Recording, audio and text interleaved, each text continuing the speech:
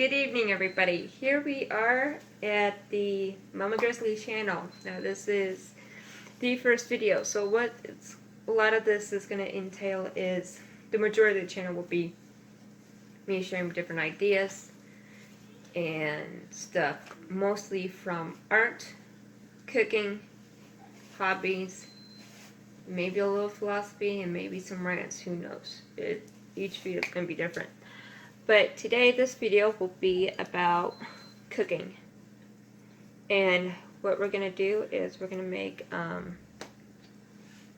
some kind of chili paste / sauce for steak meat or fajitas or whatever meat. Woo, but it's really good for meat. So today's meat of choice is going to be this kind of Chicago steak. I bought a big box of meat for $100. At first I wasn't very proud of it. I felt guilty. Oh no, I spent this much money on meat. But then I'm thinking, oh wait a minute, what am I, vegan? No, of course I'm not a vegan. But buying meat, I'm not a vegan obviously. I'm what is it, carnivore? Yes, carnivorous, and I love you for it. So, that was my husband in the background. And anyway, moving on. Not everyone can say they married a carnivore. So here, him, is the recipe that I wrote down for the sauce that we're going to be making for this meat. And it took me several tries to try and get this right, the measurements and everything.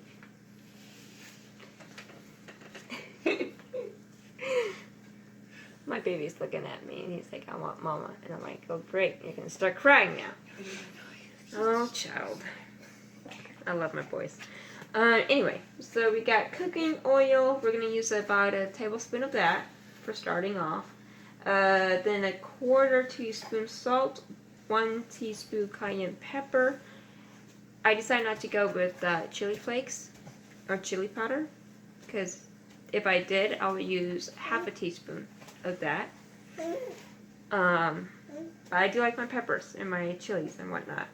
We're going to use 1/2 teaspoon of cumin, 1/2 teaspoon of pepper, 1/2 teaspoon of lemon pepper seasoning, some lemon juice, lime juice, whatever you want to use, 1/2 teaspoon of sugar, cilantro, and chives. Those last two things are very optional. In fact, those last 3 things in the box are very optional as well. Things outside the box, not optional. It's a mandatory must because it's what gives the meat the flavor the most. These things may add extra flavor if you're wanting to go all out. Anyway,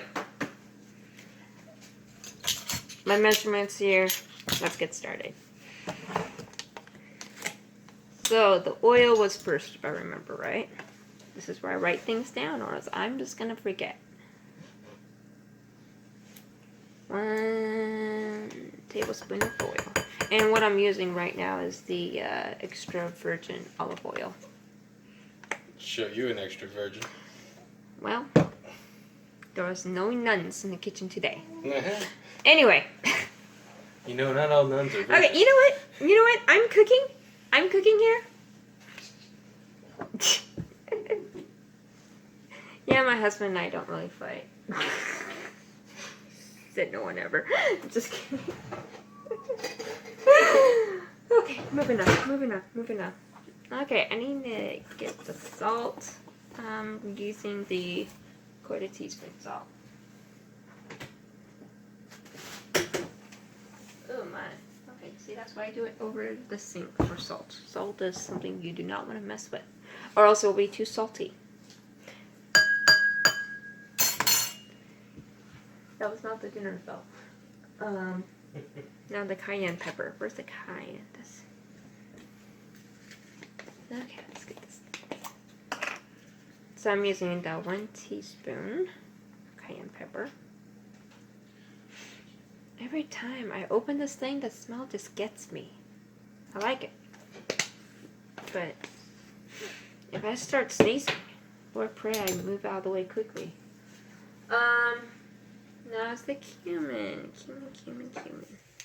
It's a good thing I read before I start trying to get everything. Oh man. Put that cumin in. All the lids, well, most of the lids look similar, but then some don't. So, and then the onion powder is half a teaspoon as well. There we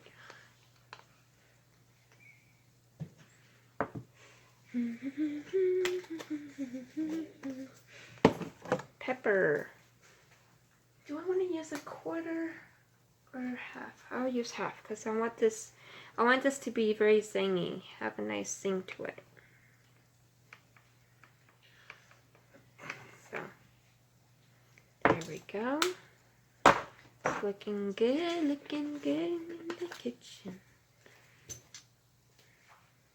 Now this weird thing is the lemon seasoning. I wonder if some water got into here because it just all come together. Never trust Walmart with some of their stuff, I swear. But, you know, we have some kids in the house, and one of them eats, and the other one's just on the bottle still. You gotta be creative. My son, I swear, my firstborn, will not eat anything that's bland. Like, he has to have flavor. My poor mother-in-law came here after my second child was born, and she tried cooking scrambled eggs. He didn't want to eat it. It was so bland.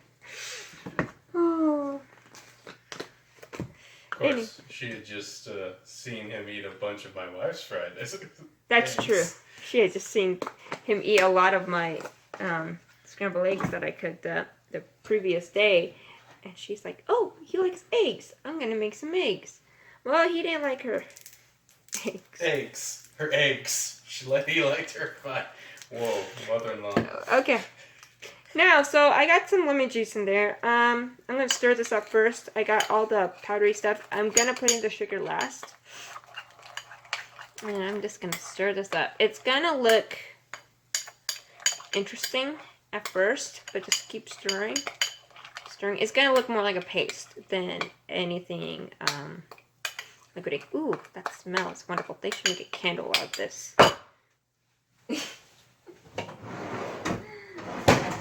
And here is my sugar. I have a little formula thing. I'm just gonna use a third of that. Just put that in there. So that's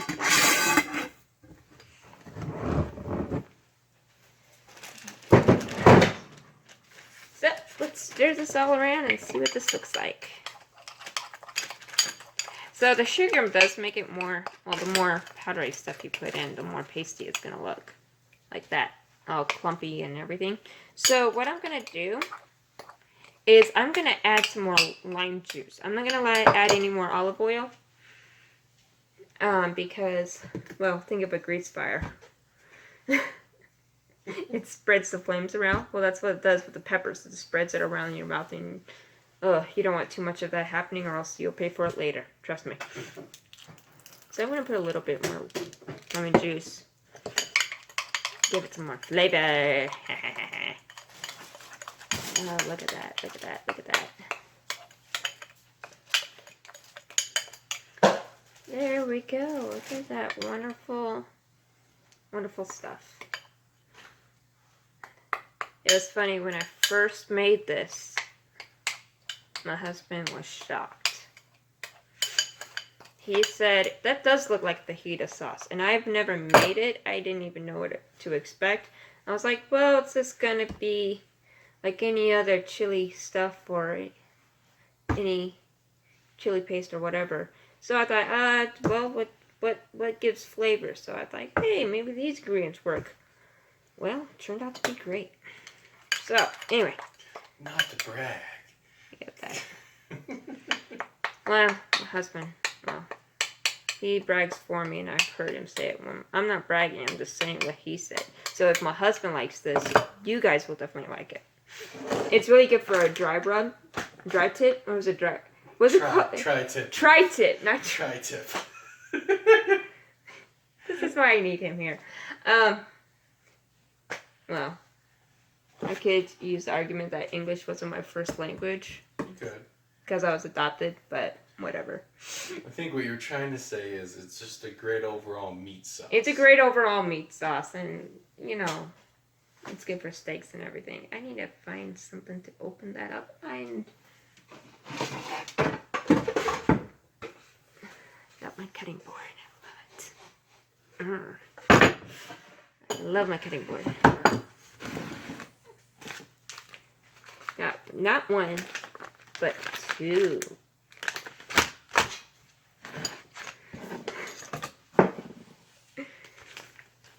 So let me open these up. This is really good for cutting in. So when you cook it, if you want to eat it with a roll and some vegetables, or some rice with some vegetables, that would be great too. In fact, if you are a wimp and this is your first time trying something like this, honestly, it's not really that bad. It really isn't that hot. It's more flavorsome with a zing to it. If you are a wimp, eat some rice with it, drink some milk. If you have children too, it's a good yeah. start for spice. It's like, why is my husband pointing at my son for?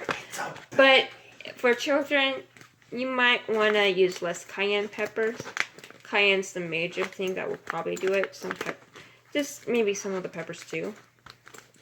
Until they're able to build up their taste buds ability to their taste buds, their tolerance for it. There you go. So, oh man, this looks good. Look at that. All right.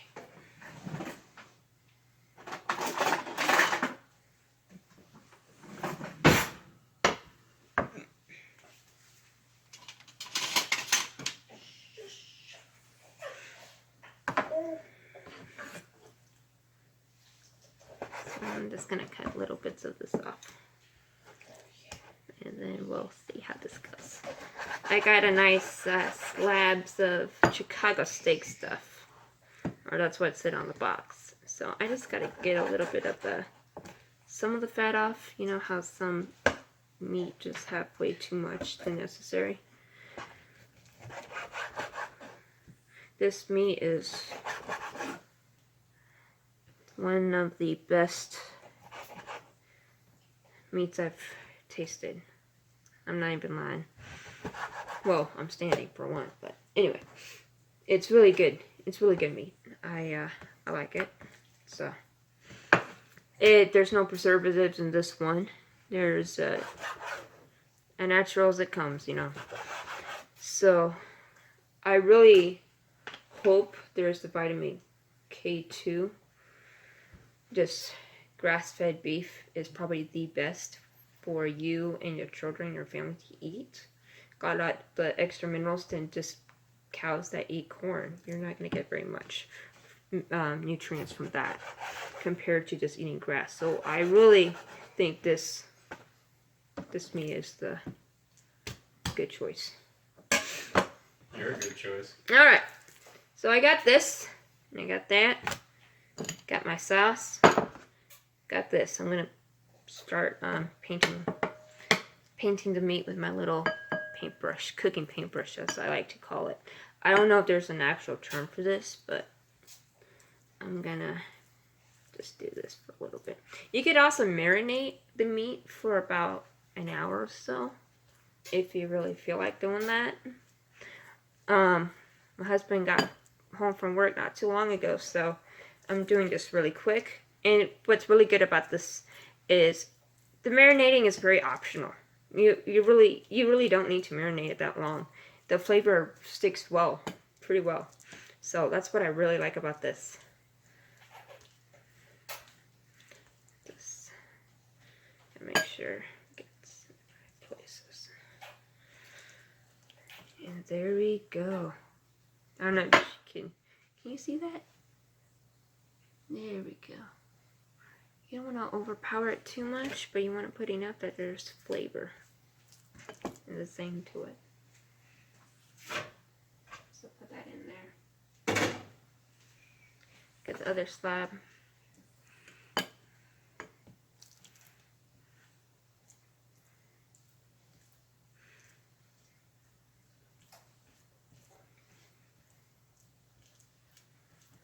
Get it on the edges too, on both sides and everything. It'll cook nicely too, and the smell, oh, it's wonderful. Better than using all those fragrant candles or incense or whatever some hippie doodah people. And it doesn't summon demons, so that's It doesn't. This is just good home cooking.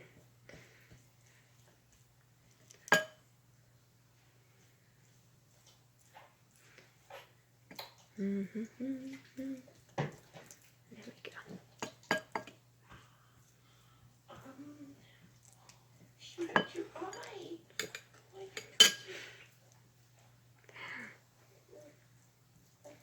Yeah, kids are getting ready to bed, and hubby's helping out with that. It really helps. It's really important that when you do find a significant other, that you find someone who's willing to help you with the kids. Especially when you're trying to cook, because, oh my goodness. Make sure you find the right person before you have kids, too. That's another thing. Or else you're in deep regret. And then make sure that person eats meat. My goodness. You don't want to have, like, separate dinner menus. That just makes things complicated. Interesting first date conversation. Hey, do you eat meat or whatever? How fertile. Oh my gosh, I dropped my phone. I'll shut up now. I don't even know. So, I got the meat in the pan. It looks good. And we shall see how it turns out.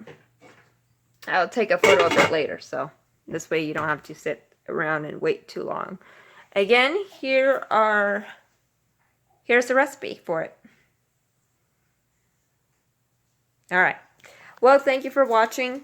Hope you enjoyed it. Please like, subscribe, comment below, all that. And ciao.